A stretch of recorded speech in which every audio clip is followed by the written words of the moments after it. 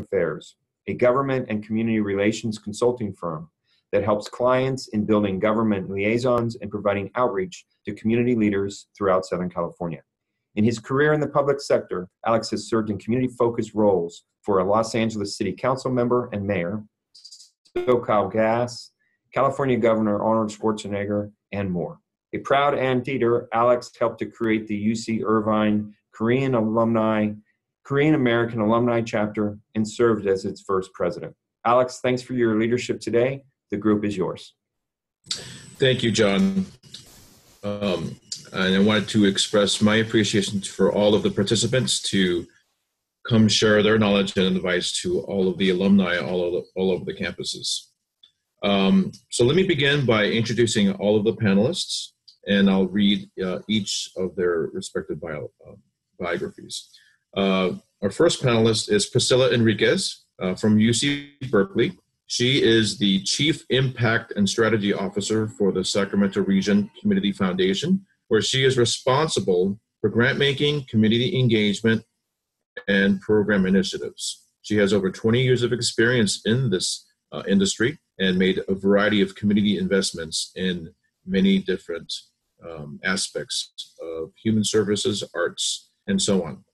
Our second panelist is Stacy Frakes from UC Davis. She is the Executive Director of the Davis Arts Center, and she graduated from 2001 from the college with a Bachelor of Science degree in geology and began working up on environmental cleanup projects as a consultant. She has a varied career, worked for Chevron, and has been involved with different various municipal activities such as the City of Davis, Natural Resource Commission, and has a world varied experience in the funding aspect of that field in the environment sector.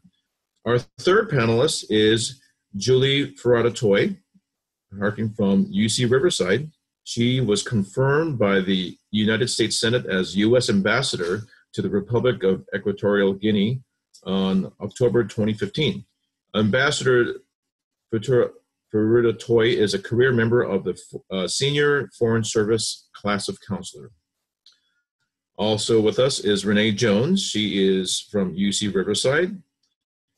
She is a global head of philanthropy and head of enrichment at the United Talent Agency, and which is a premier global talent and literary agency representing many of the world's most acclaimed figures in Hollywood in every new and emerging area of entertainment. Also with us is Pam Schweitzer from UC San Francisco. Thank you for joining us. She is the Chief Pharmacy Officer for the U.S. Public Health Service. On 2014, Rear Admiral Schweitzer was appointed, and she is actually the first female Chief Professional Officer for the department, with a temporary promotion to the Assistant Surgeon General. And also with us is Dr. Artanian Scorza from UCLA. He is the founder and executive director of the Social Justice Learning Institute. His work is grounded in efforts to create communities where all people could thrive.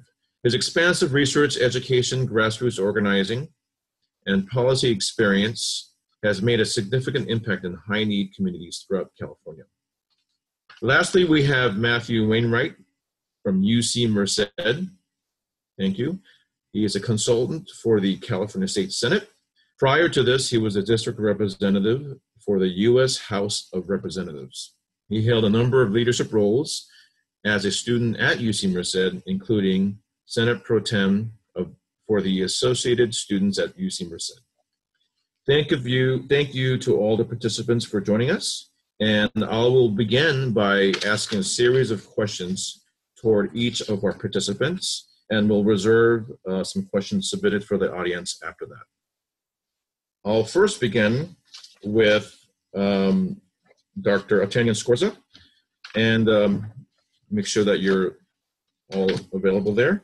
And the first question revolves around the question of public service.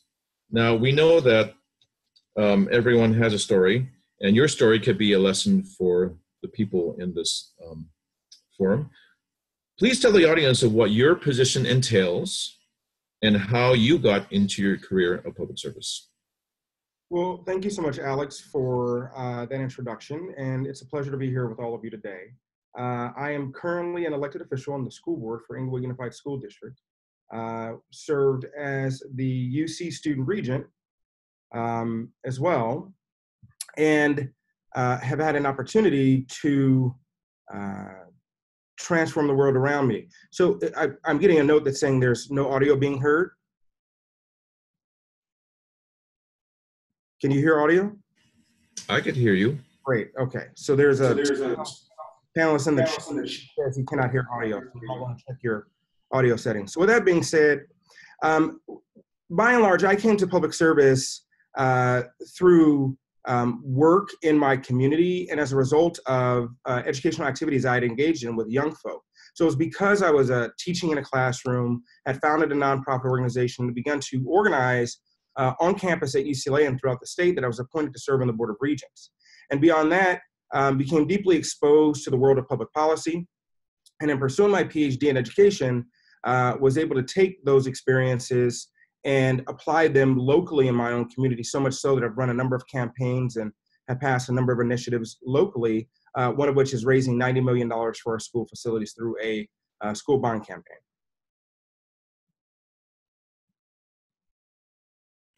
Thank you, Dr. Scorza. My next question is focused toward Ambassador Julie Ferrara-Toy. And the question I have for you is, what has been one of the most challenging decisions you've had to face in your career to date, since you have a very unique experience? And how did you approach that? And what advice would you give to others based on this unique experience? Alex, thank you first off for the introduction. I have to copy exactly what Dr. Scorza said. I really appreciate your introduction and the fact that you're hosting this today. I think probably it's very hard to say what would be the most difficult decision that I've made across my career. But generally speaking, I think one of the decisions that continues throughout my career, no matter where my posting has been how you deal with other people. And that's also within the embassies that I've worked in overseas, as well as how you deal with people outside the embassies who either need to come in for a particular service or they are talking to you about some issue that is out there. There can be political issues, it can be environmental issues, it can be social issues, it can be a cultural affairs matter. I think it's really important for anybody who is considering a career in public service, certainly in the Department of State, to realize that a general understanding of how you deal with other people is really going to get you very far in the world. My major at UC Riverside and then my later master's degree was in comparative literature, which is not what most people would have expected. But it's been particularly useful because I had to deal in those studies with how you deal with other cultures. So I think that's a short answer to your question. Thank you, Ambassador. Our next question is toward Mr. Matt Wainwright. Now, you're in a great position to really represent the constituents of our state. What really drew you to the field of public service, and what keeps you motivated in your very busy daily work in representing our people? Thank you so much for that question, and thank you so much for moderating this panel. First and foremost, what motivated me is I'm a big American history buff, and I distinctly remember when I came to UC Merced, a student a couple years ahead of me told me that political science is the practical application of history, which stuck with me. And throughout that experience, I always felt a commitment to participate in my community. Now, when I was an undergraduate, that took the form of a number of internships that I was very lucky to have. And they built upon themselves until I finally got a job working for UC Merced's representative in the House of Representatives, Congressman Jim Costa, working in his Merced office, which was fantastic. I got to work full time to help my neighbors and constituents in that area at the federal level. And since then, I took a break from government for a brief period to hike the John Muir Trail and came back to my hometown of Sacramento and was lucky enough to land a job in the California State Senate as a consultant for the Rules Committee, which has been a fantastic experience because instead of working for an individual member, I'm now working for all of the senators, which is a fantastic opportunity to help them help serve their constituents. What motivates me each and every day is a quote from Theodore Roosevelt, that far and away the most rewarding prize that life has to offer is the opportunity to work hard at work worth doing. And I think work in public service is work worth doing. Thank you so much, Matthew. Very good advice. My next question is toward Pam Schweitzer. And the question revolves around what's the best piece of career advice someone else has shared with you? Okay. All right. Thank you very much. First of all, thank you, Alex. Thank you for the introduction. Hello, everybody. Can you hear me okay? Yes. Okay. And I'll give you a couple of different perspectives on the career advice. Early in my career, what ends up happening, I was very enthusiastic. I liked doing everything. I liked being part of all the different projects and everything. And it's easy to get spread thin. And one of the things I learned, because I had children really young early on in my career, is to make sure families first. So that that was really good career advice. And for me, I've given that career advice my whole career.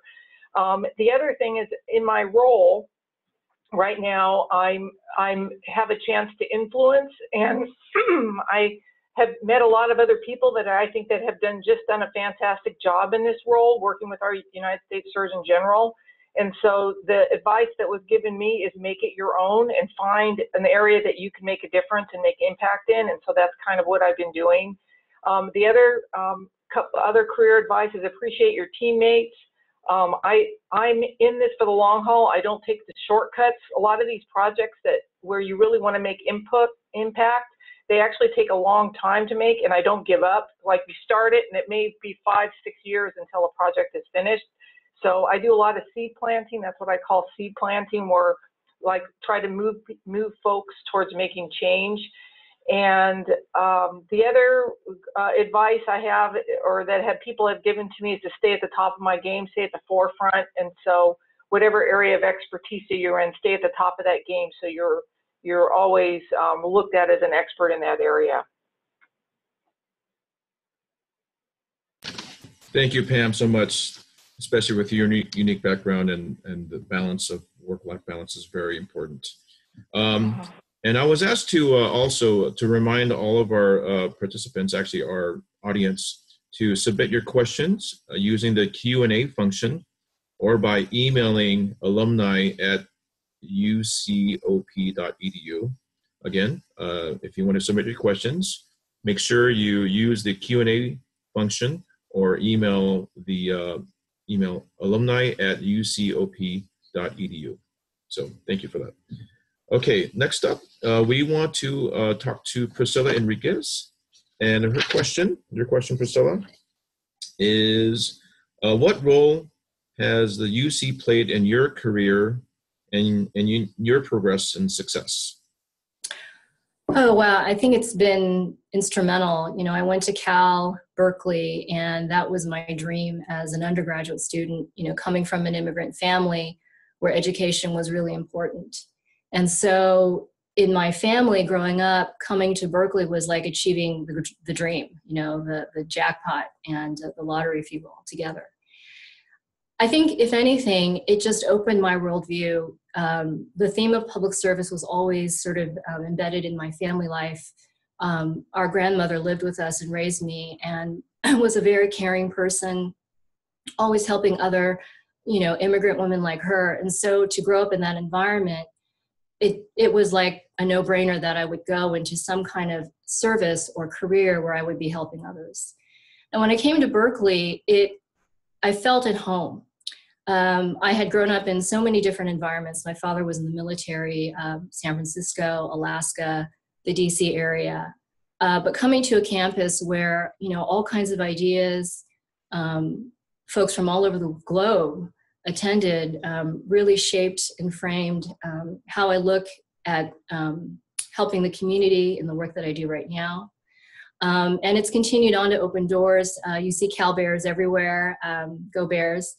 And I think those connections really last a lifetime. Thank you so much, Priscilla. The next panelist, I want to talk to Renee Jones.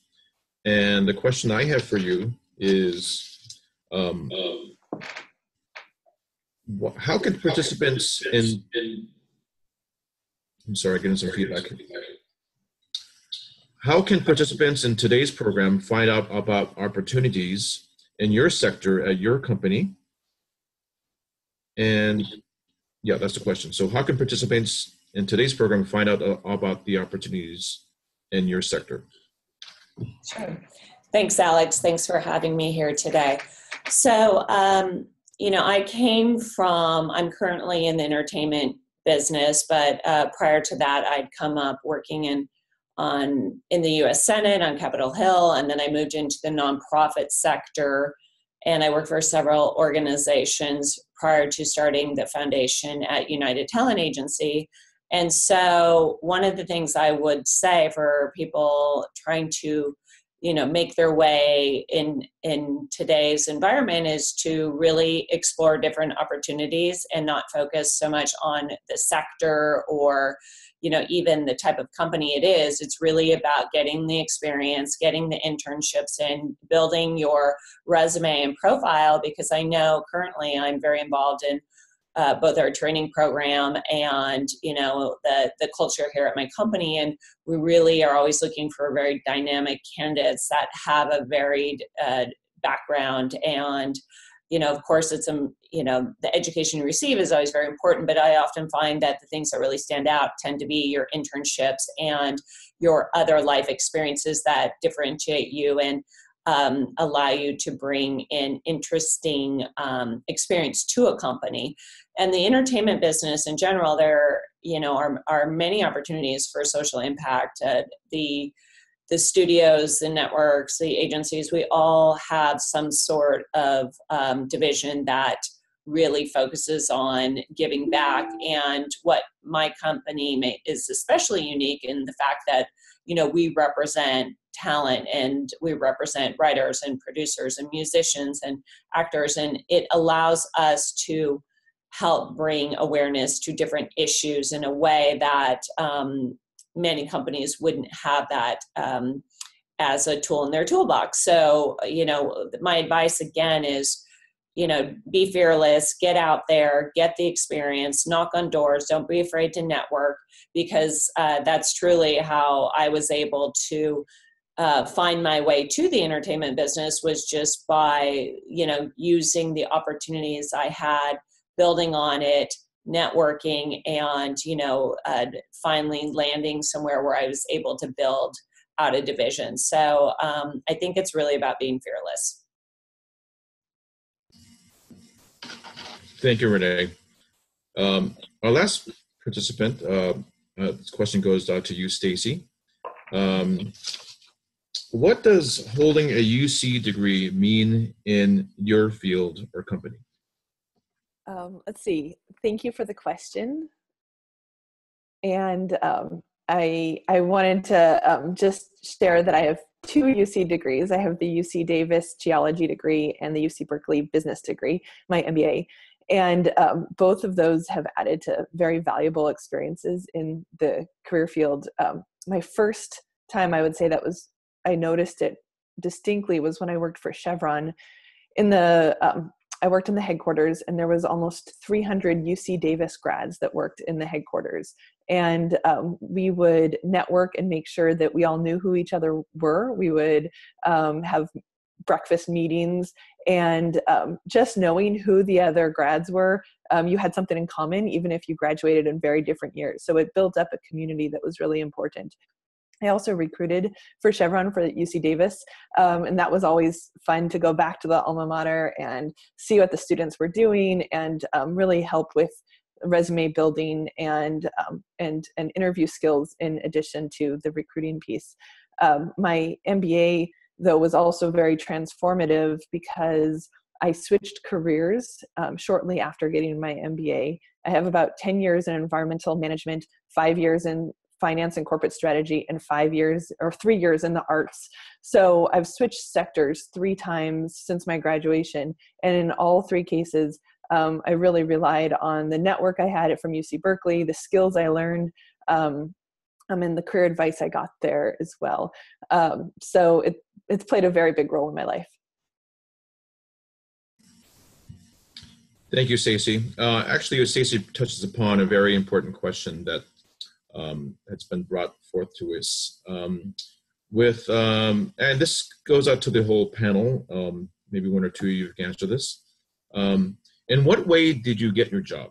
Was it by networking? Was it by job boards? Was it researching? Because getting into the public sector type of job is very unique from different types of jobs. So does anyone want to answer this? I would defer to maybe Matt, because you are in the public sector directly. Why don't you go first?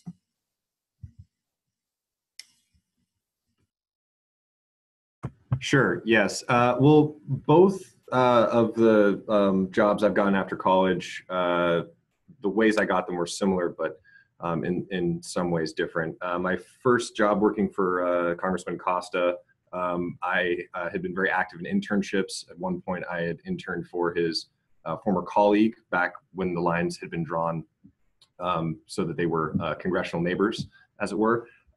So I was on his radar and was just in the right place at the right time when an opening came up. And that is very much in common with what happened for me to get this position with the state Senate. I was in the right place at the right time with the right availability.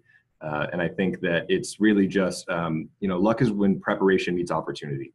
So you just have to prepare yourself for that opportunity so that when it comes, you can take full advantage of it. Thank you, Matt.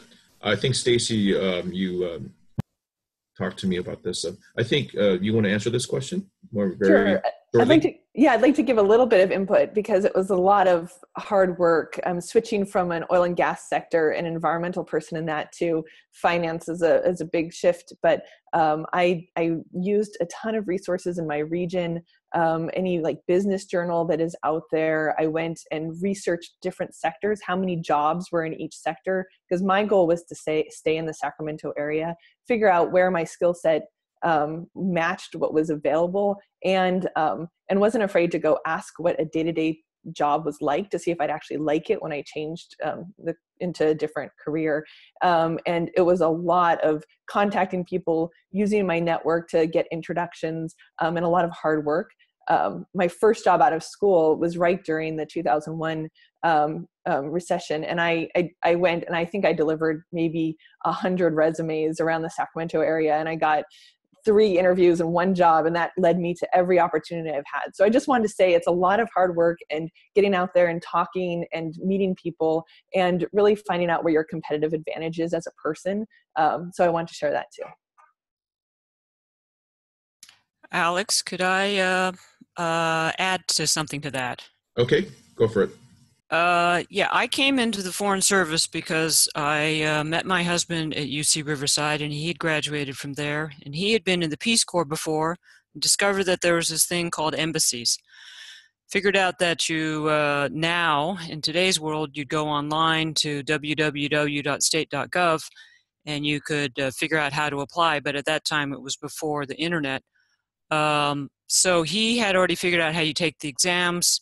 You'd go through the interview, and so since he was going through that process, I started to go through that process. But to be honest, it was because he had already done the research, and we were already moving overseas, so I sort of needed to figure out how to remain gainfully employed. So I did follow that lead. Having said that, it actually is, when I was in graduate school in Indiana, I discovered that all of the government agencies go out to places like Indiana University, which of course is huge, and they recruit there. So I had a little bit of a sense of how you get a government job in the public sector from that as well. I have something to add too. Can I, Alex? Yeah, go for it, Pam. Just keep it less than a minute. Yeah, well, I'll keep you less than a minute. So when I first went in to the public health service, I went in for the adventure, I'll be honest with you, not for so much service. And I had never been to South Dakota in the winter, like serving on the Indian reservation. So that's kind of what I wanted to go do. And it ended up changing my life. You know, I really got into it and was involved in starting a bunch of programs. And I will tell you, like my whole career moving around from wherever I went, I actually have really, even though I've interviewed for a few jobs, most of the time I knew I was getting the job. It was just a formality. And I don't think I've really actually had to apply for a job since then, because I've been part of projects where people recruited me. And then I also take care of anyone from UC. If I know they're from there, they have an in and they like jump to the top of the stack. They kind of have an in. I make sure we take care of our own. So. Great, thank you, Pam. Can I add to that? Yes, you may. So with the exception of my very first job out of college, and I'm revealing my age, I actually answered an ad in the newspaper. Every job I've had has been through someone that I know. And I think that speaks to the value of your network and relationship. And I think, you know, part of the danger of social media is, you know, suddenly you've got 1,000 people in your network, but really it's, you know, the few trusted folks that know you and that you know well, that can really be helpful in finding your next job. And I think the other thing too is really just to express what you're looking for. Let people know what you're interested in. And I think Renee said it earlier, just go for it. You know, you can't be timid. You need to be, you know, somewhat assertive and express your interest in something that you want. I mean, it's pretty simple, but I think a lot of us are sometimes afraid to do that, or you think you might be a little intimidating. But I think when you express what you want, the universe kind of answers. Yeah, I think to that point, and to the points that have been made, my journey was a little bit different in that when I was an undergrad, I took a brief break and joined the U.S. Navy. So much like my shipmate down there, served for almost 5 years, and then came back to finish my undergraduate degree at UCLA and became a researcher and a scholar. And because of that research out of the UC system, I was able to found my own organization. So here's one of the unique things about being a University of California student. There are a number of opportunities to be entrepreneurial. So on each of your campuses, you might find that there's a research office, there may be a technology office, there may be a faculty member you can work with whom you can actually pursue your own individual interests. You can go work in a lab, go talk to some postdocs. There are a lot of resources that are actually on our campuses that we don't always know about. So I was able to take advantage of those resources. I was selected to be a Mcnair research scholar. And then through that research, received additional fellowships that allowed me to go start my own nonprofit organization, which has now grown in the past 10 years to employ about 30 people in my community. So we're a multi-million-dollar organization, and we're growing nationally. So I think that there are a number of pathways there. So if you find that getting a job is not the thing for you, you can always start something that makes sense. I think much like Alex has done as well. Thank you, Dr. Scorza. Yes, being in that type of field is very unique. And it relates, I want to do this popcorn style, by the way. So we only have about a minute or maybe a minute and a half left before we open up to the questions and the questions that were presented to us from our audience. So all of you, so what exactly is a public sector job? And I'll give you 15 seconds each to answer that. So let's begin with Priscilla. Wow, public sector job. My first job was with the county public health department in Contra Costa County. So I think anything local government related, and of course the nonprofit sector is huge. And in philanthropy, there's a huge network of foundations in that space. So, and that's where I've been for the last 20 plus years. Great, thank you, Priscilla. Julie. I think a public sector job is a place where you get to figure out how you can contribute back to the community. Wonderful, thank you, Julie. Matt? I believe that it's a job that is in service to the public. Nice. Pam? I am working in the federal government, and so it's service to the American people. Wonderful. Stacy? It's, I believe it's one where you give back to the community. In my case, right, currently it's providing more arts experiences for all ages. Wonderful, thank you, Stacy. Dr. Scorza? Yeah, I would go so far as to say that in addition to serving the public, it ought to be a job that helps to empower people so that they can do for themselves. Wonderful. And Renee? Yes, I would say, having worked in government, nonprofit, and currently now being I would say a platform for nonprofit organizations, I think it's about figuring out how you can have the greatest amount of impact with, kind of the tools that are at your disposal in whichever sector you may be in.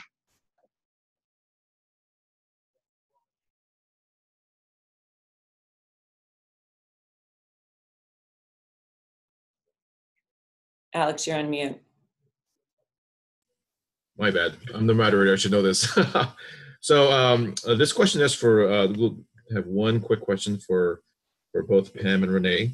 And for someone who has an array of interests from the health industry to the film world, how do you pick one to pursue? And this is from one of our participants to ask this question.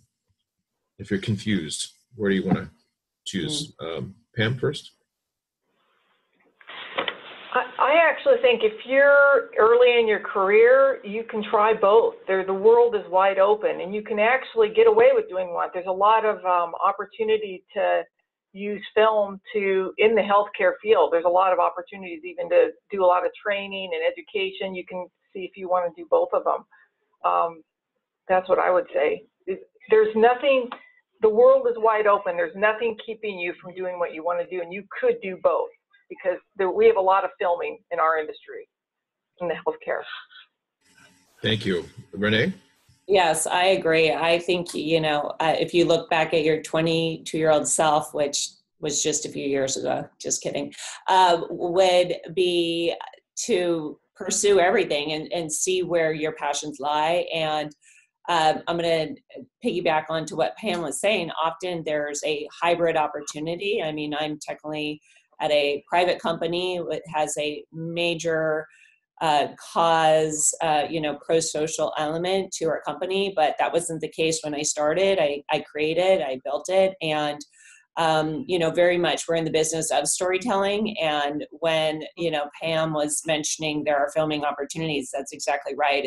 There are so many opportunities here in Hollywood to be able to tell stories and to highlight different areas of whether from human rights to health issues to, education, you name it. It's an opportunity to follow your passion, but also perhaps have an issue that you care about and weave those together. Great, thank you so much. I have another question. Now we're going to start into the audience mode. What areas of public sector employment should you get started in? Where is the greatest demand? And I'll start out with Priscilla. Sure. I would recommend, again, in the nonprofit parlance, is starting out on the ground in direct service. When you're young, you really kind of don't know what you might want to do. And so you just want to experiment. I think it's just echoing what Pam and Renee said. Try different things before you sort of decide exactly what it is that you want to do, because it's through that discovery process that you really learn about yourself and the kind of community service and the kind of impact and giving back that you want to give to your community. I remember I graduated and I wanted to go into grad school right away. And I did get my master's in public health also at Berkeley, but there was a 2-year work requirement, and I couldn't understand that. But of course, I worked in direct service, and it again just helped give me a foundation in terms of where I wanted to go. So direct service is what I would recommend. Great. Matt, any question or answer to that? What do you see from your experience has the most demand in the public sector? Well, that's I would think if you categorize nursing as being in the public sector, which I do, you help people. I've read a lot about that being one of the largest growing labor markets. It has a potential to continue to grow for some time. But again, I'm not a public health expert, so I abdicate to the more experienced people on this panel. As to what areas to get started in, the job I have now, I didn't know existed when I had my first internship. And I think internships are valuable because they teach you what you like in a job, but they also can teach you what you're not as enthusiastic about. And that trial and error, I think, it was very formative for me. And a lot of the folks I've met who work in my line of work have had similar experiences and observations in their time. So just because it might not feel like a perfect fit, I think start boots on the ground as early as you can, and just be willing to change your goals, because like I said, the job I have, I didn't know existed when I first started interning. Great, thank you, Matt.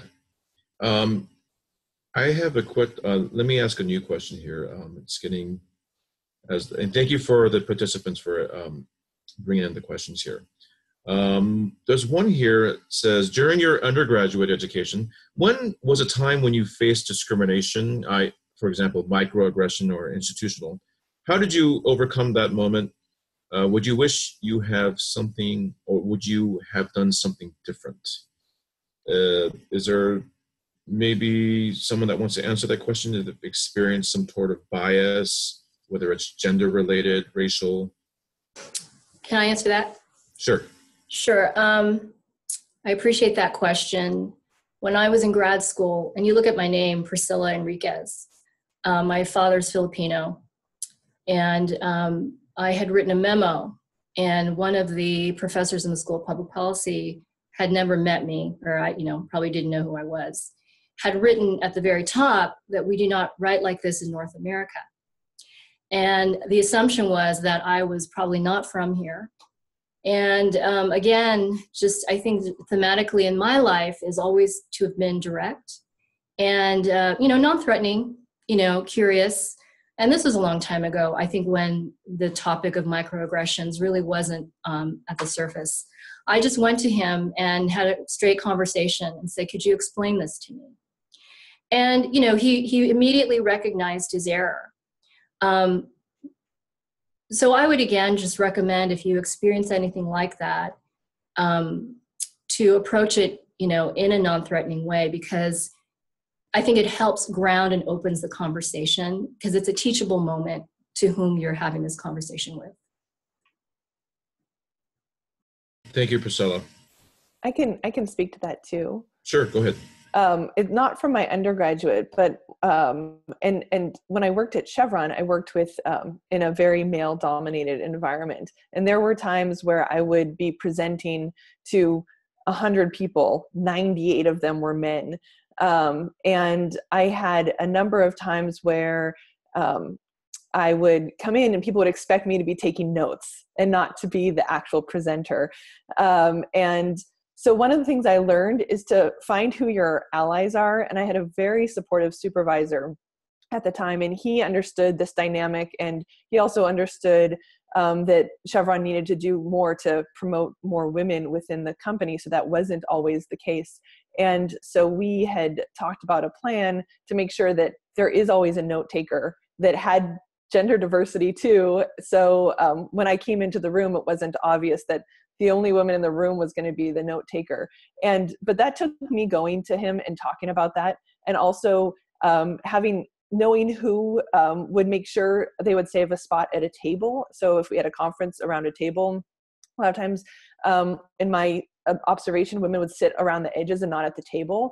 And so I would always make sure that we had enough spaces at the table and that we made sure that everybody felt comfortable being there. And so I think it's really important for you to make sure you can be an ally, but also know who your allies are and work those things out ahead of time, so you don't have that moment in front of the 98 people you're speaking in front of who expect you to be taking notes.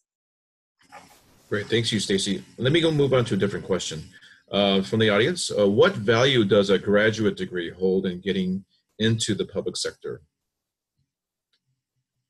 Would someone like to answer the question? I think it depends on what the sector is.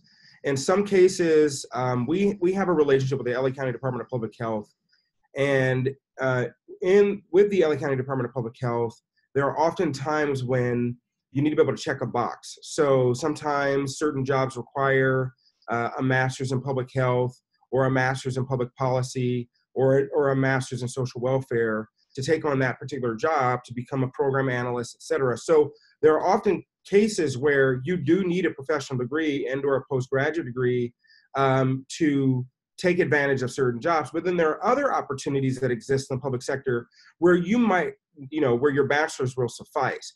What I will say that most employers are looking for, me included, is someone who has experience and their ability to apply what they've learned to practice in the field.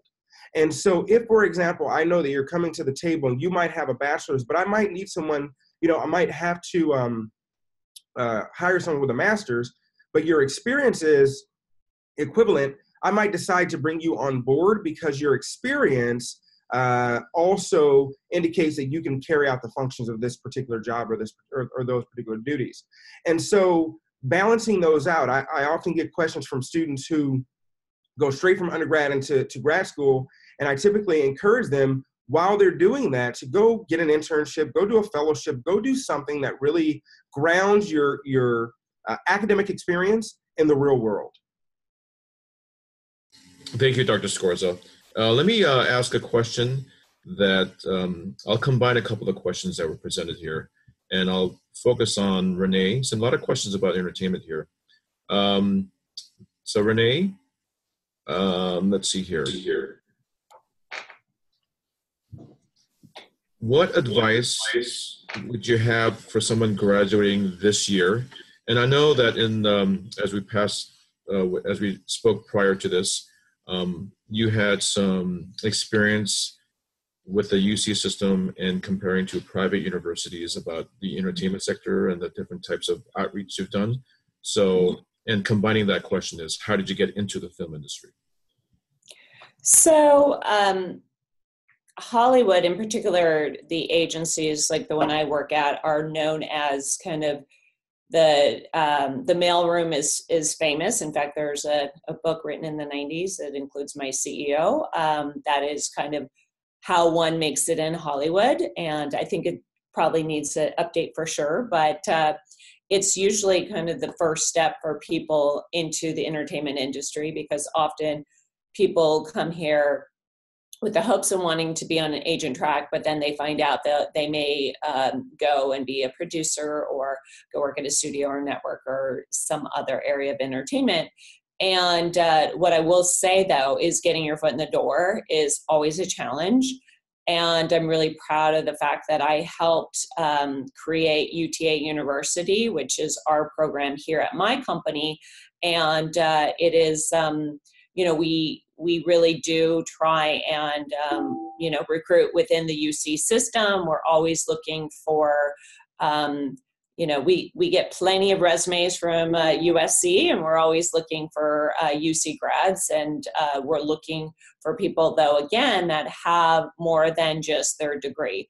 It is particularly when you are up against the private universities, such as the USC, they do a very good job of placing their students in internships and connecting them with alumni within the industry. And so they do have a leg up, unfortunately, at times. And so I can't stress enough, when we're looking side by side at resumes, again, do your best, network, try and get your foot in the door of, and it doesn't even have to be a entertainment company per se, but even if you're doing sales somewhere, and then you're able to talk about how that can translate well into the entertainment business, or any other job you're looking to do, and working at a nonprofit, volunteering, just those things that can help differentiate you and show that, again, we're all assuming if you're a graduate of the University of California that you are capable, but the question is how have you been able to go above and beyond? And so that's just something that here at my company, where again is the training ground for most of entertainment, is getting your foot in the door. You need to have several steps to get your foot in the door. So it's not just a degree, but it's the experience you're bringing to the table. So use every opportunity you can to work, even if we've never heard of the company, but get that experience, and it's essential. Great, thank you, Renee. Just to do a time check, it's about 12:49, so we probably have a couple more questions. And let me direct this to, we have a few questions regarding working abroad. So let me start with Julie.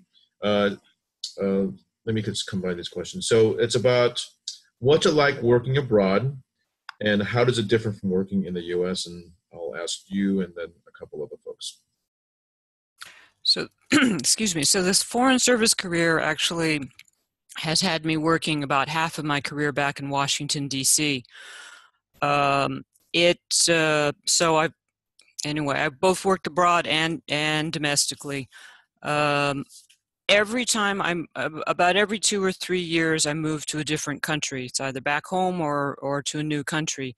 And each time there's a cultural learning that has to happen, even if it's to a place that's in a region that I have been to before. Every country is different, is unique for good and bad reasons. Figuring out, even going back to Washington, the first couple times that I was there, figuring out where the grocery store was as traumatic as anything else, it seemed like at times.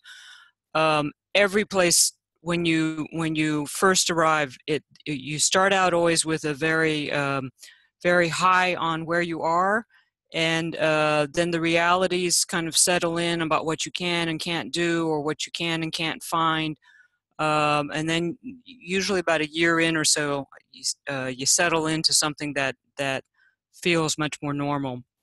And by the time you're leaving that place, every single time I've been sorry to be leaving.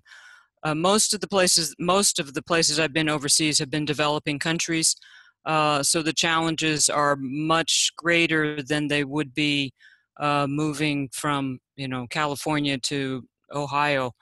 But it's you need the same kind of resiliency of yourself, of knowing what you're capable of to be able to live overseas.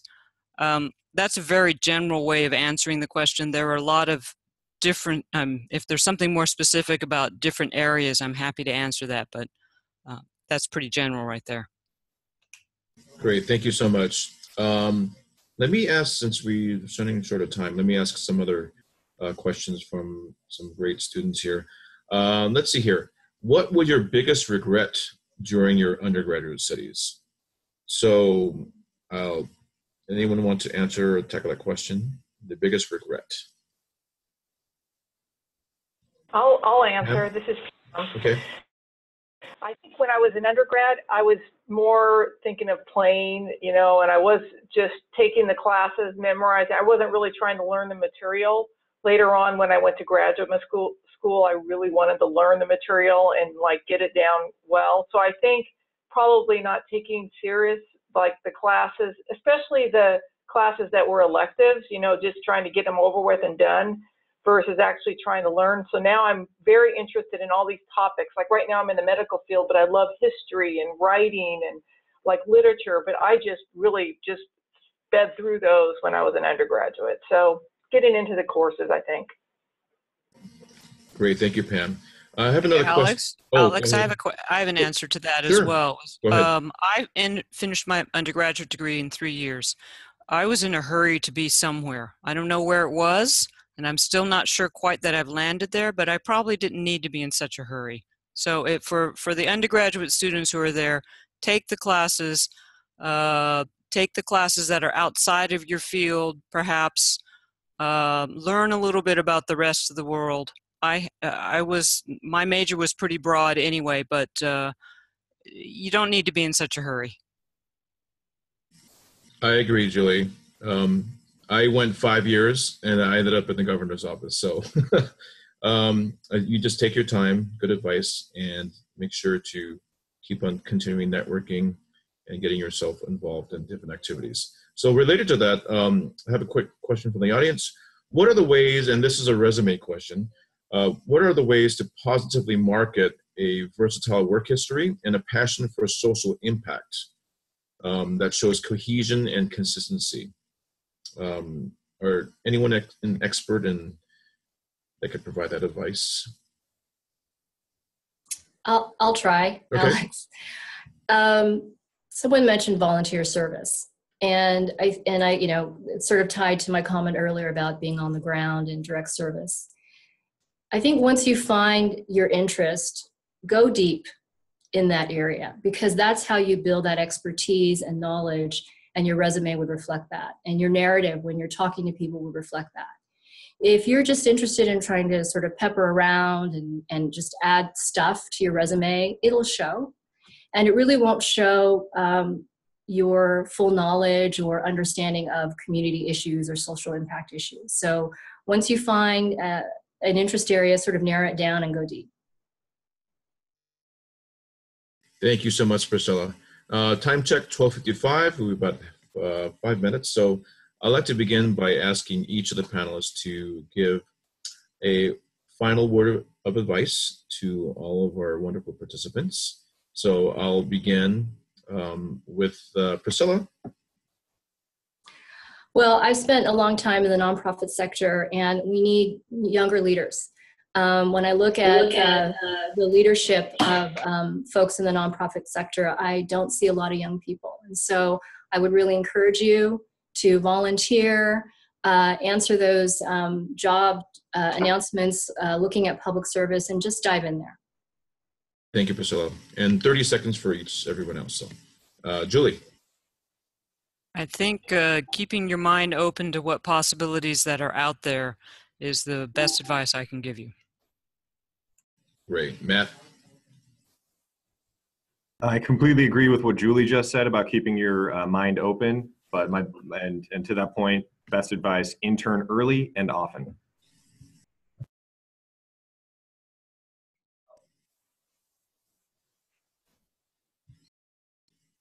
Pam, your turn. Okay, oh, my turn. Okay. I would say, follow your passion and network. Networking by far is what's going to be really important. So wherever the area that you're interested, just go and network, visit with people, keep those connections up and keep them up for your whole career. I have connections all the way back from the beginning, and I've kept them up all this time. Never know when you'll need it. Great advice. Stacy? I agree with everything that's said here.